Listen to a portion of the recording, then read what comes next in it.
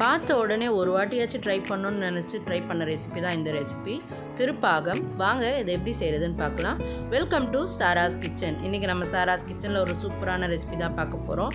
நம்ம ஆரம்பத்தில் எந்த கப் எடுக்கிறோமோ அதே கப்பை தான் நம்ம லாஸ்ட் வரைக்கும் யூஸ் பண்ண போகிறோம். ஒரு கப் முந்திரி பருப்பு எடுத்து நைஸாக நல்லா பவுட்ரு மாதிரி அரைச்சி வச்சுக்கோங்க. இப்போ பேனை நல்லா ஹீட் பண்ணிவிட்டு இதில் ஒரு கப் அளவு நெய் சேர்த்துக்கிறேன். நெய் சேர்த்துட்டு இது கூட பார்த்திங்கன்னா நம்ம எந்த கப் எடுக்கிறோமோ அதே கப் அளவுக்கு ஒரு கப் அளவுக்கு கடலை மாவை நான் சேர்த்துக்கிறேன். சேர்த்துட்டு இதை கட்டி இல்லாமல் நல்லா கரைச்சி விட்டுக்குங்க. ஃப்ளேமை மீடியமாகவே வச்சுக்குங்க.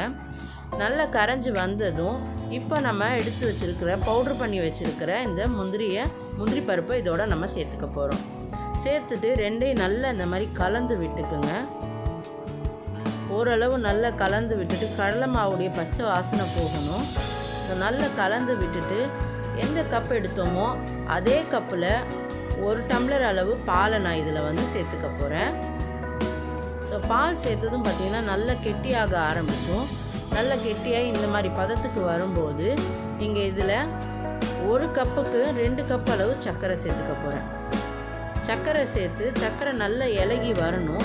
இலகி வரும்போது நல்ல அல்வா பதத்துக்கு வரும். நெய் நல்லா பிரிஞ்சு வரும். அவ்வளோதான் அதோட கன்சிஸ்டன்சி. ஒரு சூப்பரான திருப்பாகம் ரெசிபி ரெடி ஆகிடுச்சு. இது நல்லா இந்த மாதிரி கிண்ட இலகி வரும். நல்லா சர்க்கரை நல்லா கரைஞ்சி வந்ததும் கடாயில் நல்லா ஒட்டாமல் வர்றது தான் இதோட பதம். ஸோ அவ்வளோதான், பார்த்திங்கன்னா நல்லா ஒட்டாமல் வருது. ஃப்ளேமை எப்போவுமே மீடியமாகவே வச்சுக்கோங்க. அவ்வளோதான், மேலே கொஞ்சம் நட்ஸ் தூவி இதை இறக்கிற வேண்டியதுதான். ஒரு சூப்பரான திருப்பாகம் ரெசிபி ரெடி ஆகிடுச்சு. இந்த வீடியோ உங்களுக்கு பிடிச்சிருக்குன்னு நான் நினைக்கிறேன். இந்த வீடியோ உங்களுக்கு பிடிச்சிருந்தா லைக், ஷேர், கமெண்ட் பண்ணுங்கள். மறக்காமல் சேனலை சப்ஸ்கிரைப் பண்ணி பக்கத்தில் இருக்கிற பெல் ஐக்கானையும் ப்ரெஸ் பண்ணிவிடுங்க.